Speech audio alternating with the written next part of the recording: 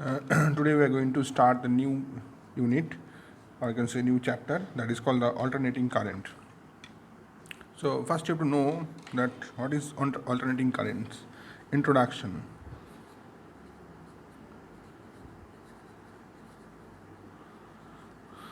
So what is alternating current? That most of the electrical appliances run on alternating current. I think you have heard the name of the alternating current, or in short form called AC.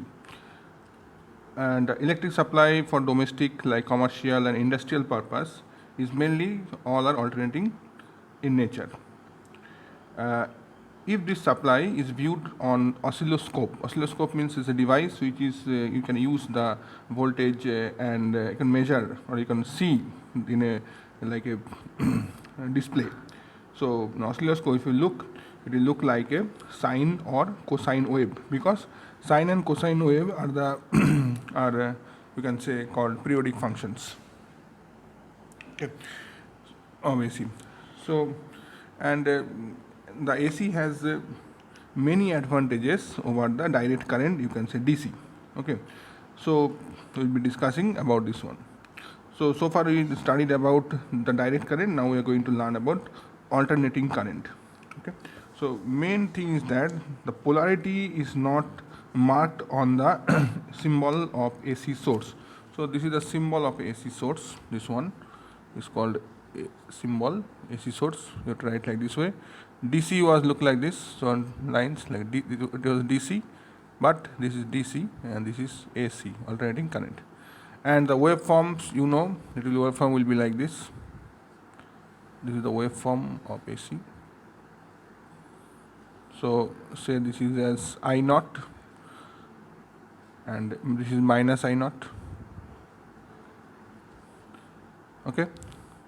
So the total time is a one complete cycle. So you can say that an electric current, magnitude of which changes with time and polarity reverse periodically, is called the alternating current. So write down, and electric current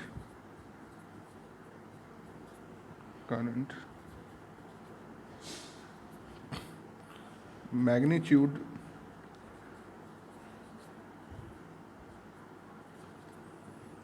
of which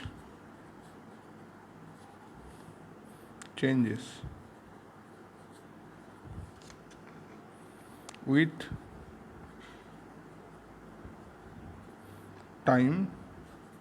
time and polarity reverses.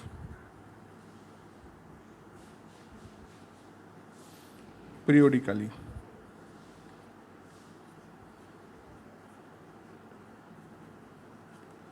It's called alternating current.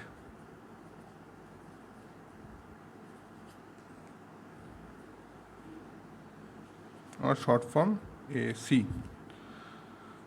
So what is the meaning of this? Suppose there are this A point and B point, okay, and sometimes the current will flow from A to B, and then after half of the cycle the current will flow from B to A. So like this way, if I connect this wire in this way, so in half of the time current will go in this direction, and half of the time current will go in this direction. There will be like this way the current will move to and fro.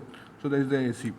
Now already we calculated, or already we found in the previous lesson that what is the equation of the alternating current that will be expressed as I is equal to I naught sine omega t. So I is equal to I naught sine theta, or you can just say I is equal to I naught sine omega t. So what is the meaning of this? See, in this picture, in this here, so this is the peak value. Peak value means this. So this one is 0, this one is pi by 2, this one is pi, and this one is 3 pi by 2, and this one is 2 pi. Okay. So when theta value is pi by 2, then I is I naught. Suppose in this particular point theta value is 30 degree. then what will happen? Then it will become I naught by 2 because sin 30 is half. That means this is this theta, the sin theta component. This one is actually giving the information of the fraction of this I naught. Okay. So there is a maximum value is I naught. Then if I find in this way, first I have to know what is the angle of this one. Then we multiply, find out the angle value of that particular angle, sine value of particular angle. Then we multiply this one. Okay. So we will get the fraction of the peak current in different places. Suppose in pi means sine pi is what? Sine pi is 0. So that means you get 0. So here the current and voltage will get 0. So this is the current waveform. Now if you want to draw the voltage waveform will be little bit higher like this. This is the voltage waveform in this case. Now voltage you can write V is equal to V naught sine omega t. Same thing. Okay. So symbol already I have drawn. Symbol will be like this. This is the symbol of AC, alternating current. So now different type of wave, this is called waveform actually. AC waveform will look like this, and different type of waveforms could be there. So like, suppose this is called a triangular, this is called a square waveform, this one. So remember for AC that polarity should go in this negative also. So this is plus and minus. So this is called triangular waveform, and this is the voltage. This is called a square waveform, and this one is the triangular waveform, like this way, triangular waveform. This is also voltage, and this one is mixed waveform. So if I mix this one, so we'll get this type of waveform, mixed waveform, like this, plus and minus. So these are all the different type of waveforms generated in AC. Now if I draw like this, so this is not AC. Actually this is variable DC.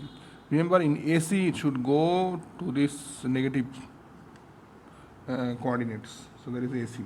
Now we learn about what are the advantages and some disadvantages of the AC. So first we learn about the advantages. What are the main advantages is that generation and transmission and distribution of AC is more economical. That means it is less costly than DC. Alternating voltage can be stepped up and stepped down using a transformer. Next one is that AC travels on the surface of the conductor. So costly conducting material can be saved for long distance of transmission using the inner core of cheaper material. Like this way, the aluminium is used on some other material for the supply. AC can reach distance places without much loss of electrical power, that I already told you, using a transformer. Alternating voltage can be better controlled. It can be controlled easily without any loss of electrical power. Example is a choke coil. You can control that one. So AC is easily, you can convert the AC into DC using some devices called rectifiers. AC machines are smaller in size rather than DC machines, and they are having longer life and they are easy to use. There are other advantages of AC. Now these advantages are the AC can be more dangerous than DC because the maximum value of DC is √2 times the effective value, that is called domestic supply. For 220 volt, the maximum value will be √2 into 220 volt, that means 311 volt. That I will discuss you later why it is √2 times multiplying, that you can learn slowly. So that is the disadvantages. So you can remember that one, the AC can be more dangerous than DC.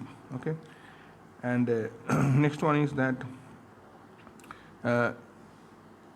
AC cannot be used in a electrolysis process. Suppose you are doing some electrolysis process, because the polarity is changing, that is why electrolysis process will not happen. So AC in a wire is not uniformly distributed throughout its cross section.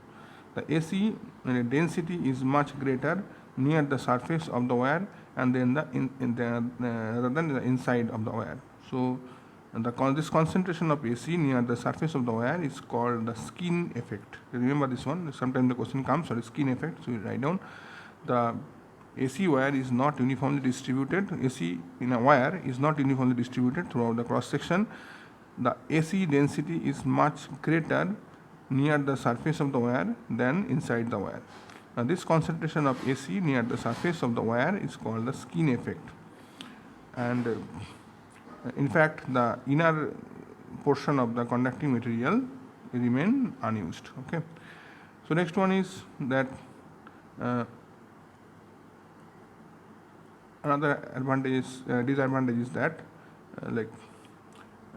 on the scale of AC meter are not uniform and equidistantial for the small measurements. So these are all the main disadvantages of AC. So today we learn what is AC and how to represent the AC. You can write also I is equal to I naught cos theta also. You can also V is equal to V naught cos theta. So there is all the equations of the alternating current. And next topic we will discuss about the mean value or the average value of the alternating current. Okay. So thank you very much.